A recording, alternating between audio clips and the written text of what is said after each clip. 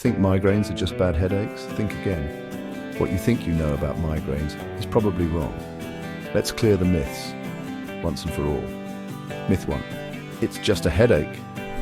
Migraines are a neurological condition. They can come with nausea, visual disturbances, sensitivity to light and sound, and even temporary speech issues. Myth 2. Caffeine causes migraines.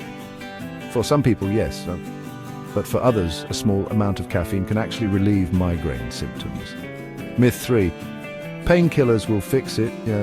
They may numb the pain, but they don't treat the root cause, and overuse can even make things worse. Use a cold compress on the back of your neck. Take magnesium, vitamin B2 or CoQ10 after medical advice. Stay hydrated and eat migraine-safe foods. Improve sleep quality and reduce screen time. Manage stress. Try meditation or yoga. Explore homeopathic treatments that address the underlying imbalance. Now, migraines are not just headaches, they're a full-body warning signal. Got questions about your migraines? Drop them below and follow for more myth-busting health facts from a doctor who cares.